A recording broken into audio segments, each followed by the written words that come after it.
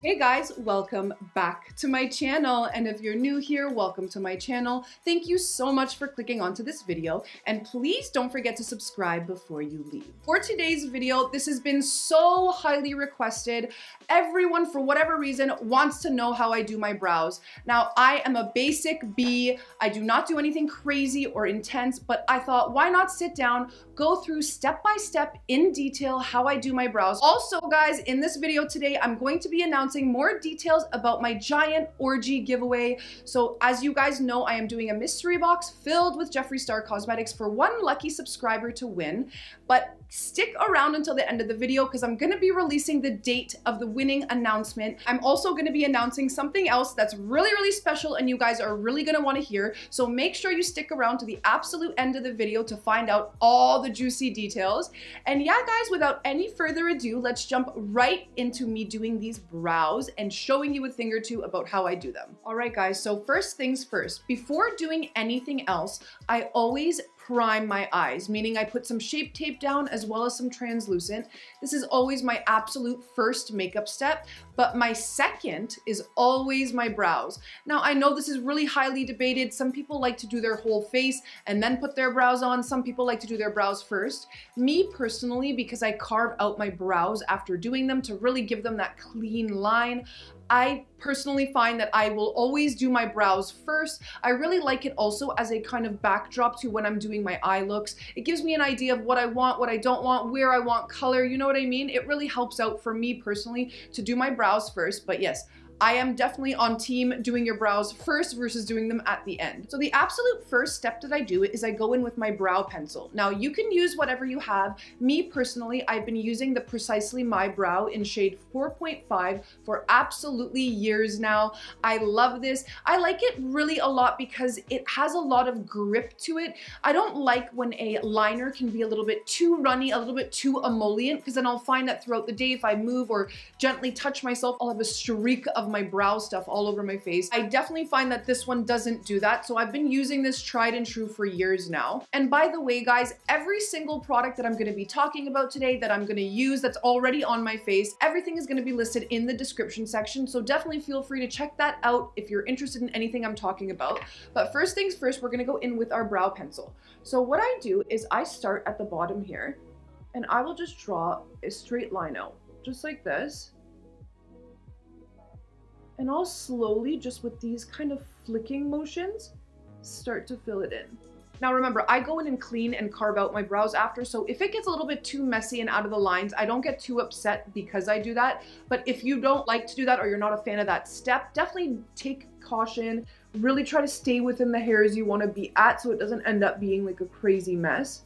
So as you can see, I'm just running this through. And then when I get to the top here, I'll make a point to just... Oh god, this is so hard to do and talk on camera, but I'll just make a point to kind of just go straight across. Okay, it's pretty, honestly, very self-explanatory how to fill your brows, but if you didn't know, I get so many questions, like I said, from you guys. How do you do your brows when your brows are so perfect?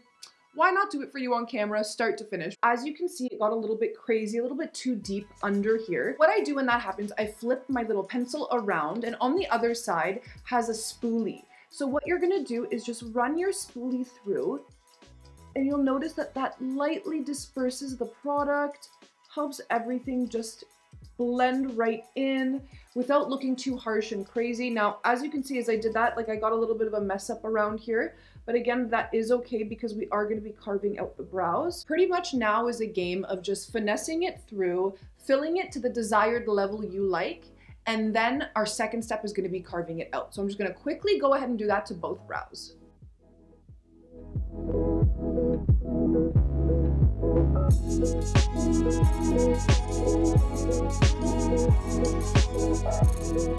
Brows are penciled on. As you can tell with this side, it got a little bit messy and crazy, but I'm kind of happy about that so I can show you how I clean things up. So you've probably heard me mention this brush here on my channel a ton of times. This is my MAC 242.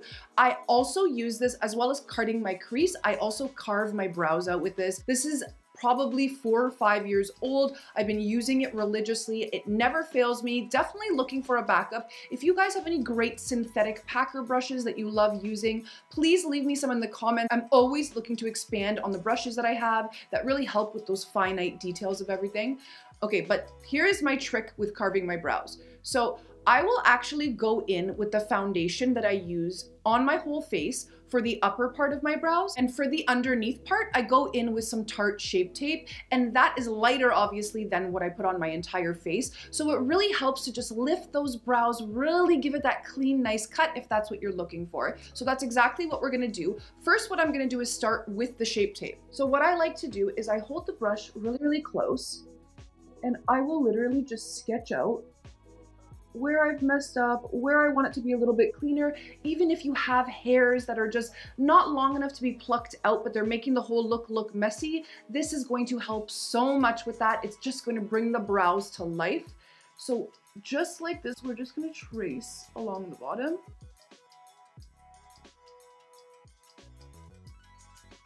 Really keeping a point to keep it nice and clean now, because we really want that nice, fresh, clean line just to help clean everything right up. And this way, if you've accidentally done your brows in a way that you don't like, or you don't like the shape, the way it's looking, you can just go in there and just clean everything up. This is not rocket science. This is not something new that like everybody does this. It's just like, if you're new to brows, maybe you need a refresher. I mean, so many videos now are so much more into depth because we've all been watching them for so long.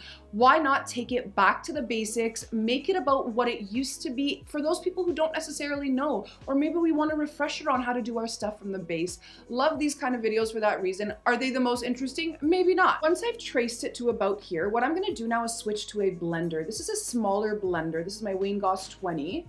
And what I'm gonna do is just pretty much blend out that concealer, and you'll find that when you use a fluffy blender, it literally seamlessly just blends into the rest of the eye look without giving you that harsh line of concealer. And voila, a clean, nice brow. It looks nice and defined. Love, love, love. For the top of the brow, like I mentioned, I go in with my foundation just because I found that when I was going in with my concealer, I was getting like a square box around my brows that looked really awful. It looked totally different than the actual foundation color, and I found that when I switched to foundation, it made it look so much better. So just like for the bottom, we are gonna literally carve out with some of my Armani Luminous Silk. By the way, guys, best foundation ever. Don't at me, don't even try another one. Best foundation. So what you do is you just literally trace along where you want that brow to look nice and fresh and clean. And you'll notice it just cleans everything up. I personally really like doing this with my brows. And this brush just does exactly what you want it to do. Like, you can get right in there for this corner part. Just like with the pencil, I do these little flicky motions with the brush, just so we can make sure we clean those edges nice.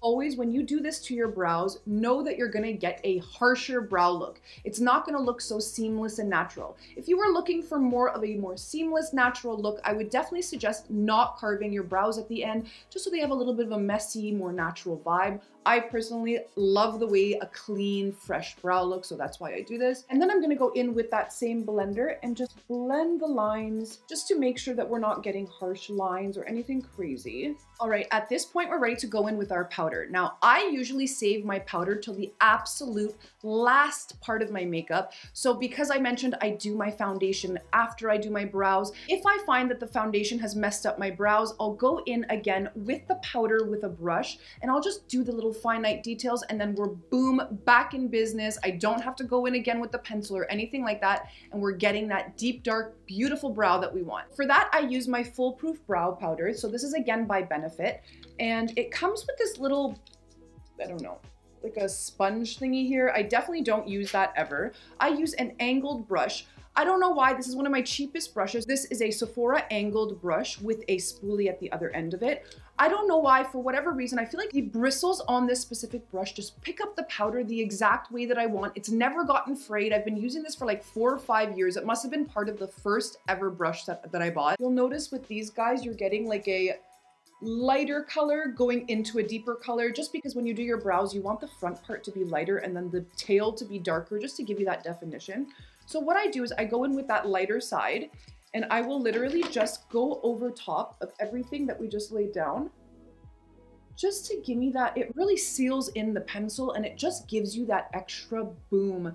I personally really like to have a nice defined brow. I don't like to have little empty spaces and stuff, so this gives me that reassurance that everything is nice and covered up. And like I mentioned, if it got messed up or whatever while you were doing your foundation, you can just put that dark in and it looks bomb. You'll notice when I was cutting my brows, I went a little bit too ham on this part. So what I'll do with the powder in that case is I will just redefine that again. But because we don't have to use the spoolie, it's not going to spread up and make a mess like it did before. So that's literally what we do. You just fill in the brow to your desired effect. I personally am in front of these bright lights. I find that the more the merrier, because no matter what, it washes you out. So I like to go in kind of a good amount heavy. So we are almost done with the brow. After that, what I do is I go in with a brow setter. So this is again from Benefit. I don't know why, I'm not a big Benefit user. I just really like their brow products.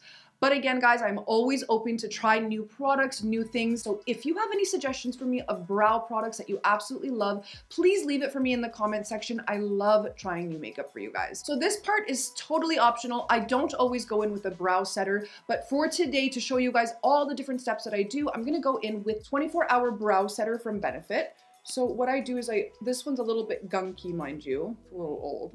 So literally what I do is just, it's pretty self-explanatory. I just brush it on. But guys, this is like Gorilla Glue. If you're going to go in the water, if you're somewhere that you don't want your brows to even move like a centimeter, you're going to love this 24-hour brow setter. That's literally all you need. A little goes a long way with this. I find if you put too much, your brow starts to look crispy. So definitely don't do that. Just a little goes a long way. Brush it through, brush it to the way that you want the hairs. It'll lock it right in place. So bomb. I'm gonna quickly do this side and then I will hop back on to show you guys the finished brows. All right, guys, and these are the finished brows. I personally love my brow game since I started implementing all these different steps. If you've ever struggled with brows, guys, try to follow some of my steps. They could really help you out.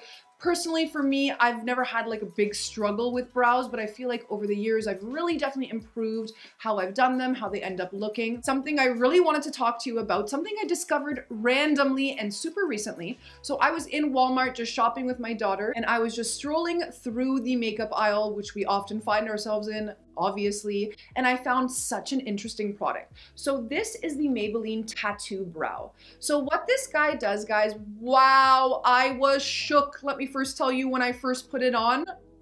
Wow. What you do is you paint this on. Now, if you get messy or out of the lines, you can go in with a Q-tip and just clean everything, but you pretty much paint this on to the shape of your brows. You let it dry for about 20 minutes. Once the product dries, what you do is you start from the inner brow and you just peel it off. And there is literally, guys, a tattooed brow underneath there. It looks unbelievably realistic. There's not a trace of it looking fake or weird. If you want a natural brow, if you're going on vacation and you know you're gonna be in the sweltering heat and you don't wanna draw on a brow every day that's gonna end up smudging off, this is going to be your best friend. I personally cannot wait for COVID to be over so that I can pack this in my suitcase and just enjoy a brow-free moment on vacation where you could just literally, guys, I spray it with stuff, I wipe it off, does not budge. It lasts about 2 to 3 days. Such an amazing, interesting product. If you're on the go all the time and you don't necessarily have time to sit and do 20-minute brows every day, this is going to be amazing for you, especially those of you who really just like a natural brow. This is going to be your best friend. I had to share it with you guys. It was totally an unexpected discovery from me. I wasn't looking for a brow tint or anything like that, but wow, guys, this is amazing. That's pretty much it for today's video. Thank you so much for watching.